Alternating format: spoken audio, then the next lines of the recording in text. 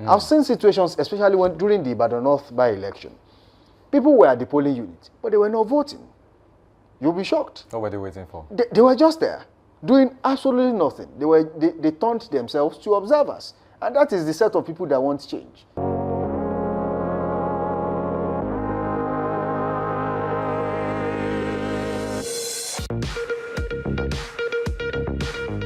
All right, welcome back from that short break. The show is still Daybreak Live right here on Dominion Television, your channel of choice, where inspiration meets entertainment. Anuluwako Idowu is back in the studio with me, and together we'll be making sense of what's trending on Trend Watch this morning. Yeah, I mean, one of the biggest trends you find on the papers today is the FCT elections, APC showing their strength, claiming 5 out of 6, and then PDP having just 1. There were other parties, I mean, I'm sorry, but I saw 0 on the tally, and I was like, okay, so does this person not have at least one person that can vote for you in these council elections? Well, it's still the same story. Probably they had no polling agent. No polling agent at all. If you, I want to believe that the first person that votes for you is your polling agent, right? So does it mean, you see, again, that's why, you see, structure is no scam. When they say you have no structure, I mean, it's not for you to react, I mean, be angry about it. All you have to do is to look inward. How many people do you have in social polling units? I mean, that you are sure that the by the next election, strength at different locations. At different locations. Yeah, you can be so strong on social media and still be so weak at your polling, even in your own polling unit. We just showed Senator Reti Kingibe's polling unit. Just 7 people voted.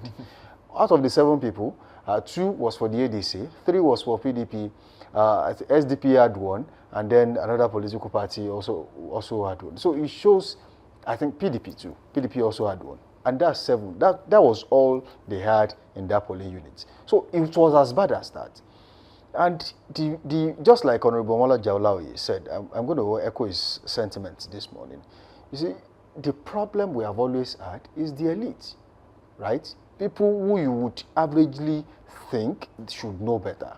People who you would averagely want to believe that, you know, when it comes to elections, they will be at the forefront because they know what change really means, right? They shouldn't be the ones speaking up for the people who you would say, oh, they don't really know much. But unfortunately, on election days, they fill up their generator tank. I mean, they are on social media, surfing the net, they are checking the results, even in their own they are calling people in their own polling unit to know what's going on there. But they are not there. I've seen situations, especially during the Ibadan North by-election, people were at the polling unit, but they were not voting. You'll be shocked. What were they waiting for? They were just there, doing absolutely nothing. They turned themselves to observers. And that is the set of people that want change. They want a new president. They want the new member of House of Rep. They want a new member of House of Assembly. But they are not there to make the changes. But speaking of change now, there was something that happened. Some people were supposed to give change to some people, and they were caught by the EFCC. Yeah, that's exactly the we're still talking about change. Yeah, anyway. You know, those ones wanted change, but they want change for something else. You know, EFCC arrests 20 suspects for vote buying in FCT council elections, recovers 17.2 million. According to some factions have said it's 13 points. So whatever the case is, 17 or 13 million, there is a lot of money. But who is bankrolling that? That's exactly the question people are asking. That's something you will not hear from anybody. So if you say that we caught some people, who are they working for? We need that as well. You can't just say you got 20 people. Was it APC party agent? Was it PDP? Are they working for God? Are they working for, maybe they belong to God party? I think that's why you cannot name the party. The only reason no one has mentioned that is because, you know, it's quite shady. All right? And, you know, we'll continue. See, vote buying will not end in Nigeria, at least not anytime soon. Politics is now a lucrative business.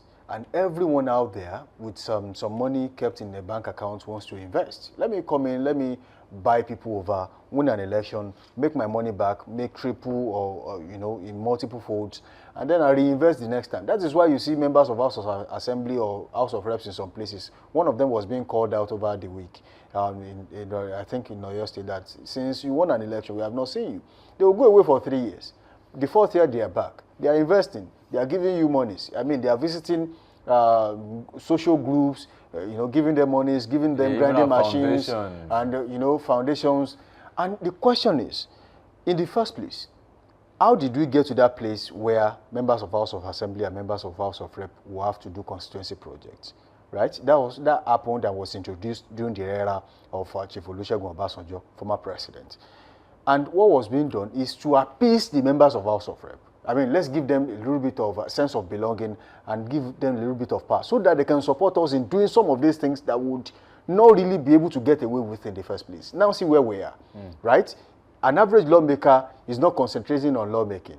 Their mates are in the chamber, trying to, make some changes, even though it might not favor the people. Some of them are there doing empowerment, giving grinding machines. I was so sad that there was a governor that, had an empowering program, and then we were seeing shoemaking kits, right? So that is all you can think of your citizens. Some distributed wheelbarrow. Well, if that was given to farmers, it would make sense because it is really useful for them on their farmlands.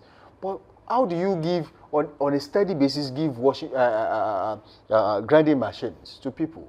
On a steady basis, give, these are things that are really not too useful to the people. How about you bring all these monies together and fix electricity? You'll be shocked that about 50% of people you see out there that you think they are jobless, they actually have jobs. Some are welders. Some, they have several businesses that requires electricity. But who's going to fix that? Is it the same people that import generators in the country? I'm not shocked when we have things being done the 1950s way in 2025. That's because that's what they want you to see. That's what they want you to believe. They are pushing the narrative. They are brainwashing the people to think it is impossible, whereas it's a strategy. Weaponizing poverty is a strategy in Nigeria. A strategy. If you are hungry, definitely by the next election, they give you 10,000 naira, you are happy. Because especially for people who love to, socialize. They know that with 10,000 naira, you sit in a bar, you get 2 bottles, and then they give you something chilled, and, a plate of soup. You think you are okay. But in the real sense of it, you are not. Because for the next 4 years, you will suffer. Absolutely. But nobody will want you, politicians will not give you heads up. But when you say it on this kind of shows, listen to us attentively, because by the next election, you will still come back and make the same complaints you made 20 years ago. Must we be the same way in Nigeria? Don't sell your future. I guess that's the message Samson is trying to share today. Don't sell the future, because if you claim that, let's take a few comments. Right. Any party they belong to should be cancelled for all their winning candidates. That's the Milade Monsuru Lawal. Okay. Diak Amar Ojuku says, if they are APC members, the investigation is good as dead. EFCC that sworn on national television to deal with Yaya Bello is the same EFCC Nigeria are trusting. I'm going to bed, Jare. I don't go to bed, Baba. We still have to keep talking about this. Because it's very important that we don't. Of course, Kaliga says, liars, believe EFCC at your own risk. Arrest no-name party. APC at work. That's exactly the conversation. Because if you say you've arrested Anu, who is Anu working for? That's another part of the arrest we should mention. Right. Don't just say, I think that's where I would also like to just draw in friends briefly, to say that the EFCC and every security operative that is going to man 2027 elections, we are not just going to expect you to do your job. We are going to count on you to do your job and do it well to ensure that we have a free, fair, and credible election. Because it's not just the work of INEC or the work of political parties, it's also the work of everybody. It's a concerted and concentrated effort by everybody that will make it better. And my name is Anolu Akpoidu, and this is where we draw the curtains on this particular edition of Daybreak Live today. Thank you for joining us. All right, Samson Balogun is my name. As we said on this show this morning, vote buying is an influence on a bad democracy. And we'll continue to have this kind of democracy if we continue to receive money from, of course, our politicians. Until tomorrow, same host, same station. Samson Balogun is my name.